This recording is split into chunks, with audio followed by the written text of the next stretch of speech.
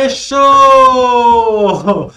Fechando mais uma prova, uma sequência de questões do Enem analisadas. Nós estamos fechando hoje a prova do Enem digital. A última questão de linguagens dessa prova é uma questão um pouquinho complicada, um textinho interessante para a gente analisar, mas a gente vai analisar com toda a calma do mundo, com todo amor no coração e entender esta questão que nos foi dada por esta prova magnânima do Enem. Chega na vibe que você vai ver qual é a questão de hoje. Bora lá!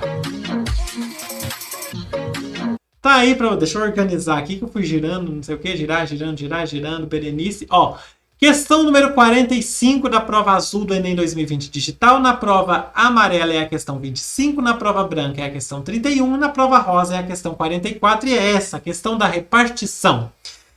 Vamos começar pelo nome, repartição.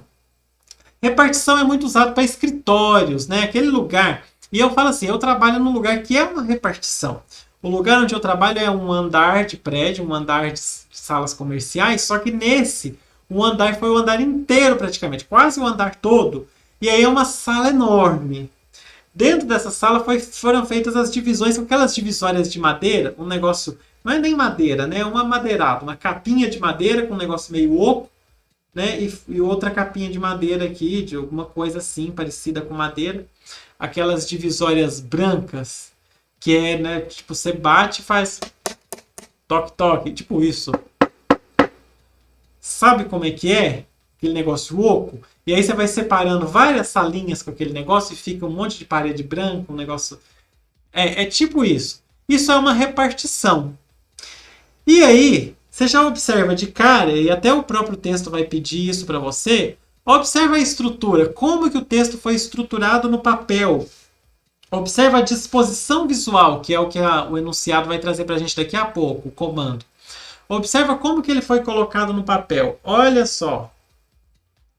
É um quadrado. É para trazer a ideia dessa sala, da repartição, desse lugar fechado e todas as outras ideias que o quadrado pode te apresentar.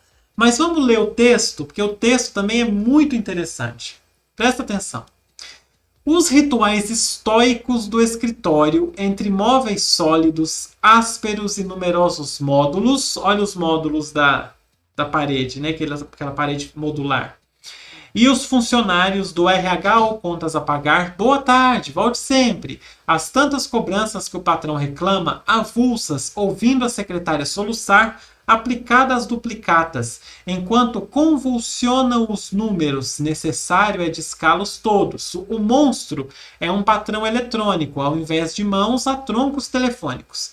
Inaptos, se matando aos poucos estes homens que trabalham, um por um, inúteis, caminham na calma ao recinto sanitário, tomam pílulas diante dos próprios rostos, projetados no mictório, findam em suicídios tão limpos quanto burocráticos.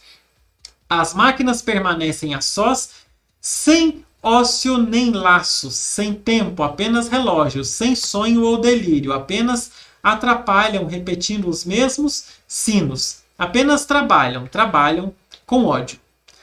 Observa que só tem um ponto final. O texto começa em letra minúscula, só tem um ponto final lá no fim. E aí você vai perdendo até a respiração fazendo a leitura, porque não tem a pausa. A importância, inclusive, né, da pontuação fica claro nesses textos em que é usada essa inadequação de pontuação como estilo para o próprio texto, para trazer uma mensagem no próprio texto. Então observa que é um texto que vai te deixando angustiado pela dificuldade sua para ler, pela cena que está sendo retratada, pelo formato quadrado que ele já coloca aí, vai te dando uma angústia. Esse texto é do nosso querido Guarnieri, Alexandre Guarnieri, Suplemento Literário de Minas Gerais, número 1338, setembro, outubro de 2011. É isso. Vamos ver o que o nosso enunciado, o que o nosso comando está pedindo. Ao correlacionar o trabalho humano ao da máquina, então ele faz uma correlação do trabalho humano com o trabalho da máquina. O autor usa a disposição visual do texto para quê? Vamos voltar aqui na disposição visual do texto, que é o quadrado. É um retângulo, né? Isso não é bem um quadrado, não, mas é um retângulo, mas a gente pode fazer acepção ao quadrado. E outras coisas. Então, assim, é o que do conteúdo do texto, dessa correlação entre máquina e o ser humano, o conteúdo que está no texto, que você consegue associar à forma quadrada do texto, que é a nossa disposição visual, que é a nossa formatação, aí, digamos assim, do texto. E aí você pode observar algumas coisas. Por exemplo, aqui na onde fala caminham com calma, tem um espaçamento grande. Caminham com calma. Tem uma lentidão maior aí. Quando fala aqui, ó, convulsionam os números, necessária de escalos. Você já reparou que às vezes no escritório as pessoas discam um número assim, ó, rapidão? Olha a pressa, a aceleração que foi colocada no texto aí também, nesse momento em que fala do convulsionam os números. Convulsão já é uma agitação, convulsionam os números, necessária de escalos todos. Então essas coisas a gente pode ir pegando. E o quadrado ou o retângulo? Primeiro, a sala da repartição é quadrada, como a gente já falou. É um texto que está dentro da caixa, digamos assim, alguma coisa dentro da caixa que não ousa, não sai, está preso. Quando a gente fala de estar dentro da caixa no sentido de estar fechado. E quando a gente usa quadrado para se referir a alguém também, é porque é uma pessoa antiquada, uma pessoa estúpida às vezes, uma pessoa limitada. Fala, fulano é quadrado. Então, toda essa forma de quadrado, essa forma fixa, assim, dá a ideia, gente, de uma coisa restrita, limitada, antiquada, meio morta, digamos assim. Vamos ver, então. Essa disposição do texto, esse retângulo, é para expressar a ideia de desumanização e perda de identidade, que é o que diz a letra A? Sim, isso expressa uma ideia de desumanização e de perda de identidade. E essa ideia de desumanização está no texto também, porque o texto fala do suicídio, um tema polêmico, né? O texto vai falar do suicídio aqui, que vem trazer para a gente a ideia da desumanização.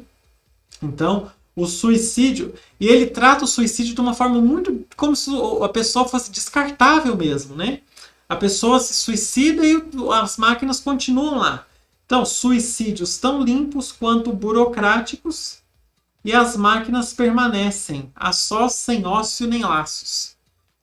Então, tem uma desumanização nisso aí. A pessoa se suicida e ninguém liga, as máquinas continuam trabalhando. A perda de identidade também tem. Tanto é que você pode observar que não tem nome de ninguém no texto. Fala que as pessoas caminham, não sei o quê. Fala das pessoas, menciona, mas não tem identidade de ninguém. Essas próprias pessoas parecem que não têm uma identidade muito clara. Então a gente tem tanto desumanização quanto perda de identidade no conteúdo. E essa desumanização e perda de identidade é transportada para a forma também. Essa forma quadradona aí do texto, que é essa disposição visual que o enunciado pede para a gente. A gente pode falar que alguma coisa quadrada é uma coisa desumanizada, porque o ser humano, o que ele não deveria ser é quadrado, né? E a gente pode falar também que uma coisa quadrada é uma coisa sem identidade, porque tem uma forma muito limitada. Não tem as diferentes formas que a gente vê na natureza, no mundo, nas pessoas, nos rostos e tal. Não, quadrado. Sem identidade. Isso tudo tem uma relação que a gente consegue fazer. Vamos ver as outras. Letra B. Ironizar a realização de tarefas repetitivas e acríticas. Olha, a disposição visual do texto realmente é uma forma de ironizar alguma coisa. Senão o autor não tinha colocado quadrado aí. É uma forma de mostrar que alguma coisa é quadrada naquelas pessoas ali que estão descritas no texto. Só que na minha visão, eu não sei se você concorda comigo. Se você concorda, deixa nos comentários se você discorda também. Mas na minha visão, a forma geométrica que eu mais consigo associar uma coisa repetitiva é... A forma geométrica que eu mais consigo associar a uma coisa repetitiva é o círculo. Claro que o meu círculo ficou horrível. Mas por que a forma que eu mais consigo associar uma coisa repetitiva é o círculo? Porque no círculo você não tem assim um começo e um fim, né? É claro que aqui no meu teve, mas a ideia do círculo como forma geométrica, que eu não vou conseguir fazer uma agora, é que você não tenha um começo e um fim muito bem definido. Não tem outro jeito de eu colocar um círculo, não. Pensei que tinha, mas não tem, não. Vai ter que ser o meu rabiscado mesmo, feíssimo. Tudo bem. Você releva aí, tá tudo certo. Então tá aí. Finge que não tem emenda, não. Finge que é um círculo, círculo. Então, no círculo, você vê a repetitividade. Começa, termina, você não sabe onde começa, onde termina, e vai aquele ciclo, ciclo, ciclo. Para mim, a forma geométrica que mais traz a ideia de repetitividade é o círculo. E acrítico também, né? Ser repetitivo acrítico, mas eu acho que o acrítico nem tanto o círculo, mas tudo bem, o acrítico até poderia estar referente ao quadrado, que falta crítica, falta raciocínio, falta posicionamento, mas o repetitivo para mim faz mais menção a um círculo do que a um quadrado, porque o quadrado ele não é tão repetitivo, né? Ele começa e chega aqui, muda, muda, muda. Ok. Letra C. Esta aí é a minha visão, né? Dessa associação às formas geométricas e tudo mais. Letra C. Realçar a falta de sentido das atividades burocráticas. E eu acho que a falta de sentido também, ela caminha muito para o lado do círculo, porque o círculo não tem um sentido. Também você vai infinitamente ali. O quadrado ou o retângulo, não. Você tem os sentidos específicos, né?